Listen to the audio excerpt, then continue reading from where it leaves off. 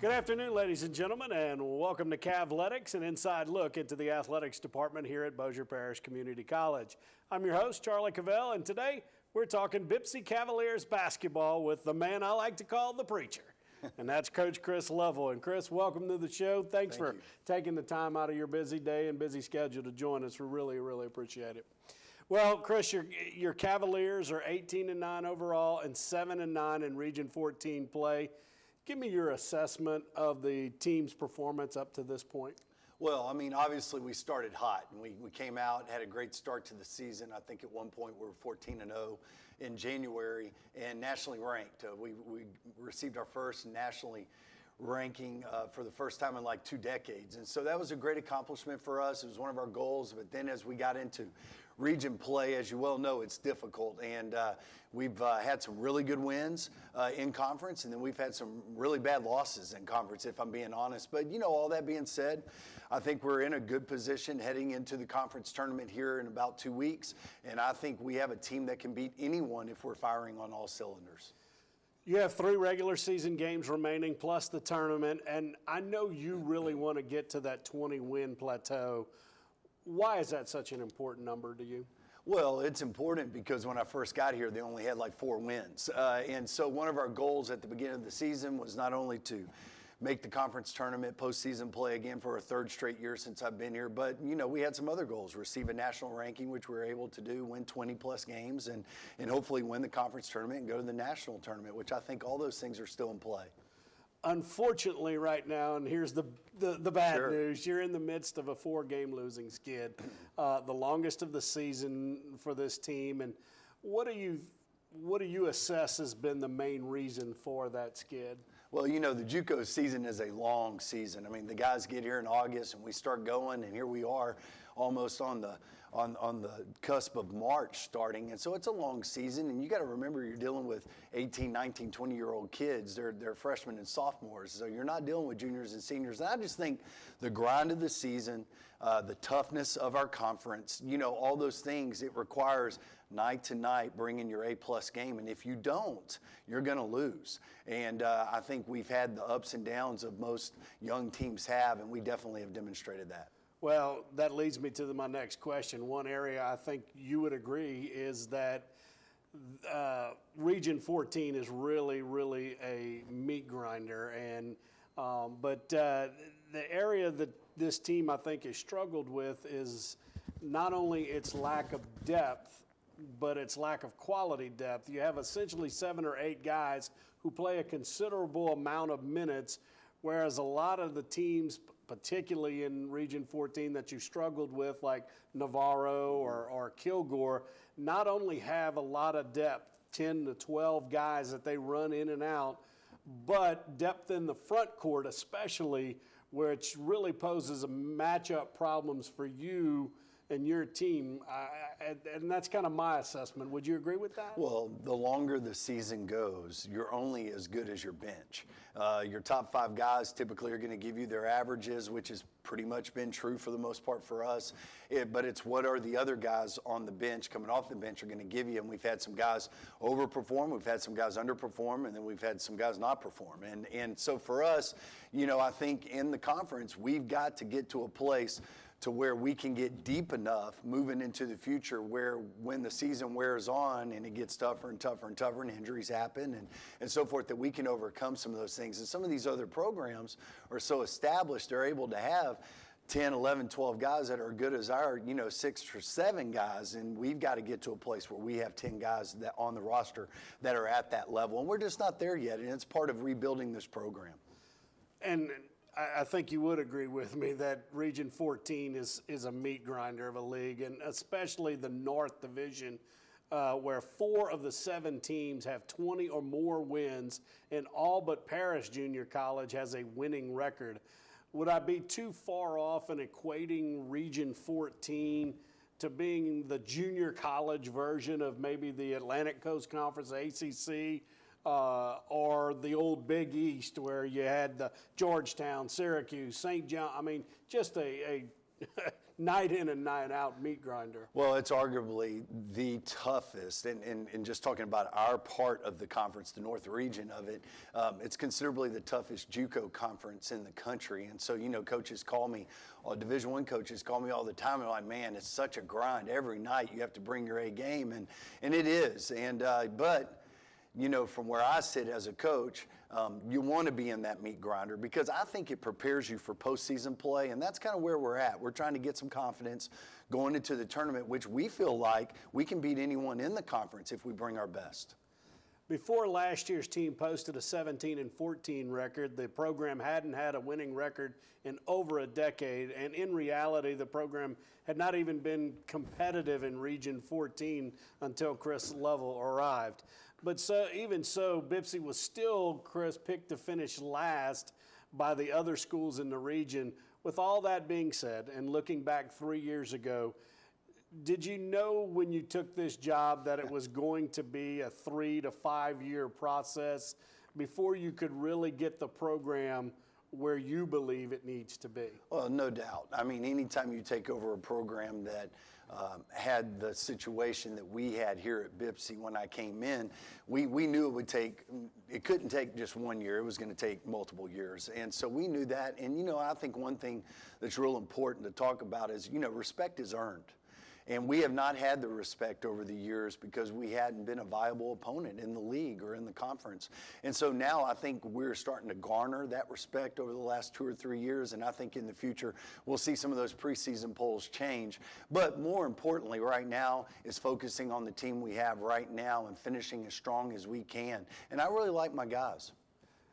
How much of a struggle has it been to get this program to where it can compete on a consistent year in and year out basis with the other 12 basketball playing schools in Region 14? Well, I think from where we started, 3 years ago when I got here, it was a daunting task. We were so far behind scholarship-wise. We were so far behind with just the support system, financial support from sponsors and donors in the area. We were just behind in every area, behind all these other long-established programs like the Tylers, the Kilgores, the Trinity Valleys, and the Panolas. We were so far behind them in not just one area, but in every area. If it was just our players, that'd be one thing, but we were behind in every area. And so I think we've come a long way. It's been the hardest thing I've ever done, but it's also been the most rewarding thing I've ever done because I think when you see the small rewards along the way, you're like, hey, we're getting there. It's very, very exciting, and I think the future is incredibly bright. Well, that's a lot coming from a guy that's won multiple state championships in the Texas area, the TAPS leagues over in Texas. So that's quite a statement. Do you believe the pieces are in place that now, like your coaching staff, scholarships, facilities, financial support, et cetera, or is it still, and it always kind of a work in progress, I would imagine? Well, sure. Yeah, we've definitely made progress. And I think now we have the most important things in place to be able to recruit the best possible talent out there and compete with the Trinity Valleys in recruiting, which we did this last year. And so now it's continuing to improve in every area as we have caught up in most of those places. Before we take a real quick time out, I want to ask you, you talked about respect. And do you think now that not just basketball, men's basketball, but the entire athletics department here at Bipsy is starting to garner more and more respect from the other schools, all of which are in Texas, being the lone school not in Texas, right. Louisiana, it takes a lot. And you mentioned, respect is earned, it's not given. By Bipsy hosting the Region 14 men's and women's basketball tournament, by John Rennie being named kind of the assistant women's commissioner on that side. Do you think that respect is starting to take hold? No doubt. And I think not only are we garnering respect within our conference, but I think we're garnering respect around the country. You know, I think the NJCAA has really, really rewarded BIPSI here of late. You know, obviously we had a player named National Player of the Week for all NJCAA basketball players. We just had a softball player named Player of the Week over all NJCAA, not just our conference, but over the country. And I think as we continue to have that kind of success on a national level, sure, we're definitely respected within the conference if you talk to any of the coaches now throughout all of our sports. But yeah, our athletic program is growing and garnering the respect that's only achieved over time. And I think that's what people miss in all of this, is that, you know, 3 or 4 years ago, we didn't have that respect in any sport. But now with softball doing well, baseball's doing better, women's basketball and men's basketball and cross country having the success it had this year, I think the athletic program as a whole is on a rise.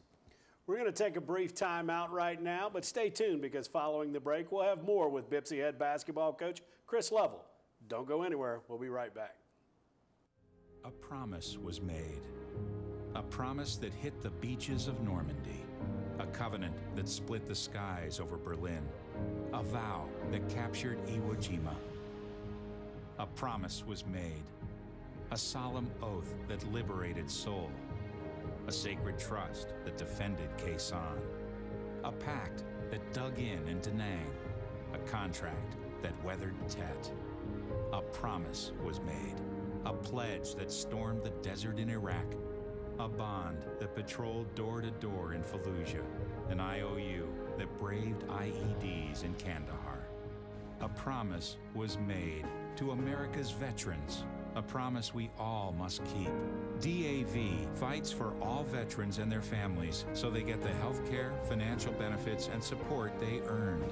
If you're a veteran who needs help or you'd like to help us keep the promise, visit DAV.org.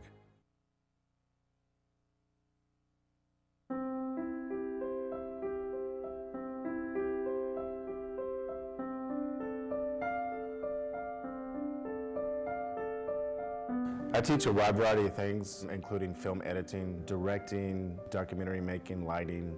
I fell in love with art as a young child, and it's just always something that has stuck with me. You know, I love the whole process of going on set, going back into the editing room, telling a story. That's what I really love about film. I got laid off from my job, and I figured this was the perfect opportunity to go to school to get a degree for it. As a kid, I was really into geeky stuff. I couldn't think of anything else that I would rather do. They really provide you with the equipment and you know, the necessary tools in order to, you know, advance in a career, especially in communications field. Well, one thing that really drew me to video production especially is it's just a way to reach people. And as someone who likes to communicate with other people, I felt that mass communication, especially broadcasting, was a tool that I could use. You get some hands-on experience. They've got good stuff to work with. They really know what they're doing, and they're willing to pass it on. When our students leave Bossier Parish Community College, they are equipped to get a job immediately, or they can move on to a 4-year degree.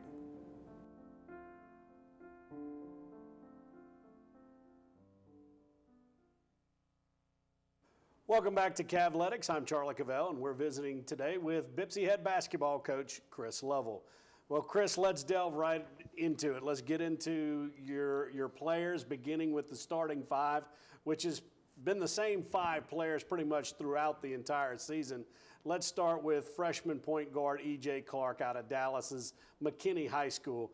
Tell us why E.J. is so special to you and what makes him such a good point guard. Well, EJ is very, very fast. That's what the first thing everyone says about EJ is how fast he is. But what I love about EJ Clark is that he brings his work ethic and his intensity every day. Never says a word, just plays hard every game. And, you know, I think he's had the typical freshman season, up and down in numbers. Every freshman we've ever had here that started has averaged around 8-9 points a game. That's kind of where he is.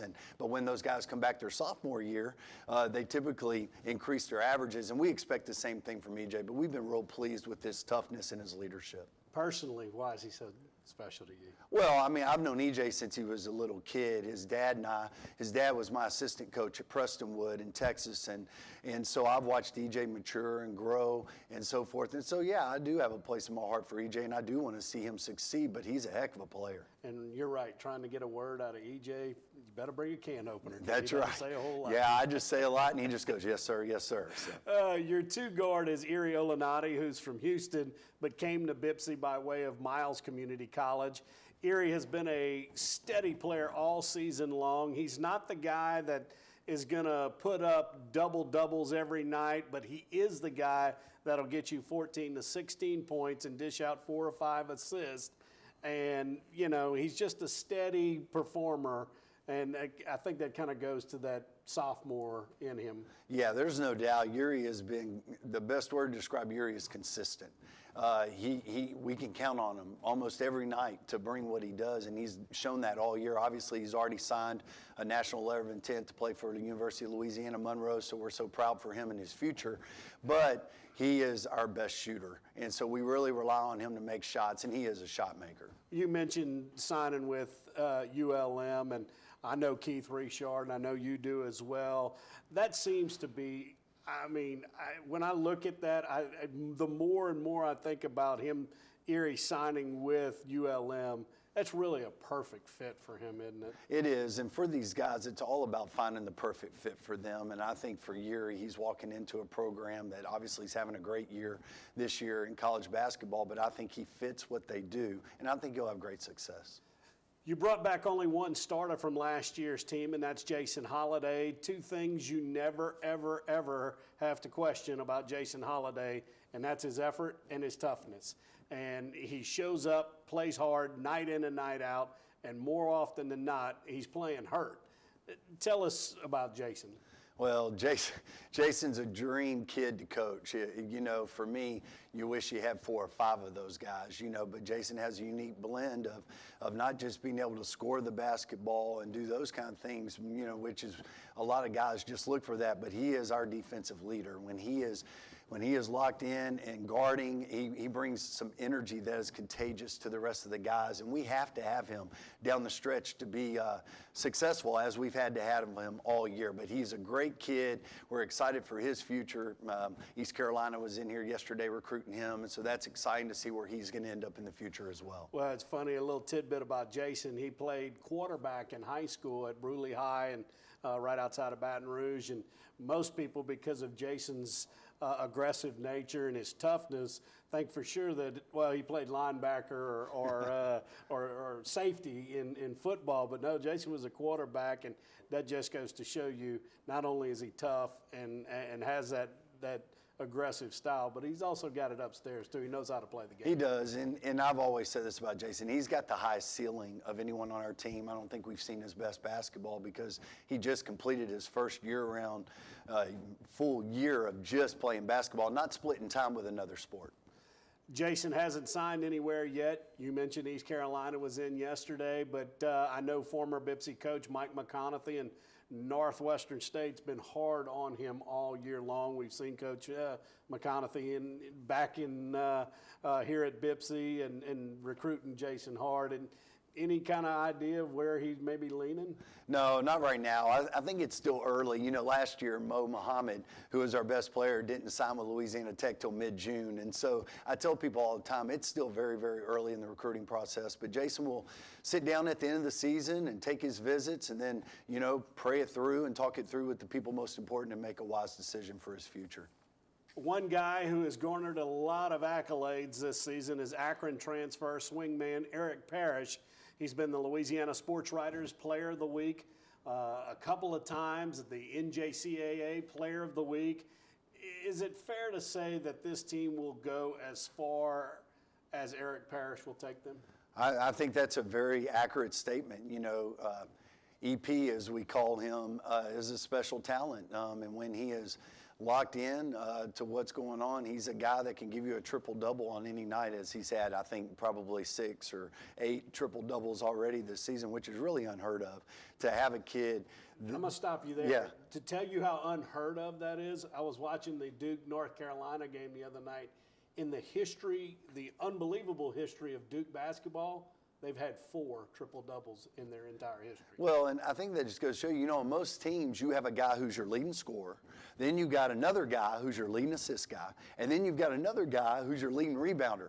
Well, on our team, it's the same guy, and so he is very, very important to what we do, and I think your statement about we'll go as far as he can take us is very accurate, along with the other guys pitching in and doing what they do. I asked the previous question because we've seen throughout the season that when Eric shows up and plays to the level he's capable of playing, this team can compete with anyone. But when he doesn't show up, it leaves a gaping hole in the lineup and leaves the team very vulnerable. It does sometimes, but, I think, if you look at the big picture, we'll play 30 games in the regular season, then go into postseason play. Eric Parrish has scored somewhere between 14 and 30 points, I think, in all of those games with the exception of about 5. That's pretty consistent. And so, our other guys, when he does have an off night, because he's going to have them, they've got to be able to pick up the slack. And that's one of the things we've really been talking about and working on. And it doesn't all fall on Eric's shoulders, but he is a big, big piece of the puzzle for us heading into postseason play. At the post position, you've got Loyola Marymount transfer Mikhail Simmons, who we had on the show last semester. Sure. And in all fairness to Mikhail, at 6'9", he's usually been going up against bigger and taller guys at the center spot, where he may have been a power forward at other places. Give us your thoughts on Mikhail's progress throughout the season. Well, I think he's grown. I think he's gotten better as the competition level has gone up. And you can't say that about everybody. No, that's true. And he's a little banged up right now, has a little bit of a knee issue. And the other night against Trinity Valley, he played, probably the most minutes he's played all year. In 38 minutes, he stayed out of foul trouble. He gave us 13 points, about 7-8 rebounds. And I've been real proud of his toughness and his growth over the season. And I think he's starting to kind of peak his play at the right time. And so he is a mismatch for other people because he can sit down and guard 1 through 5. And offensively speaking, he can step out away from the rim as well. We talked earlier about lack of quality depth. Well, do you have what I consider to be the proverbial 6-man in Paris Harris, who is from Hot Springs, Arkansas, but came to Bipsy from Itawamba Community College over in Mississippi. Over the last 10 games or so, I'd say Paris has been the most consistent offensive threat. Seemingly every night he comes off the bench to give you 17 to 23 points, about 5 or 6 rebounds. He's that lunch pail guy, isn't he? Is that a fair assessment? He is, and the thing I love about Paris is every day in practice, he practices with that same intensity, and so you always say you're going to play like you practice, and it's really true for him. His level of play has risen as the years progress, as he's figured out our system and grown comfortable knowing where his shots are going to come from and what we're trying to do. And Paris is a joy to coach, and his future is incredibly bright. I tell you what, I wish we had him another year. Well, let's while we got a couple of minutes, let's talk about the Region 14 tournament.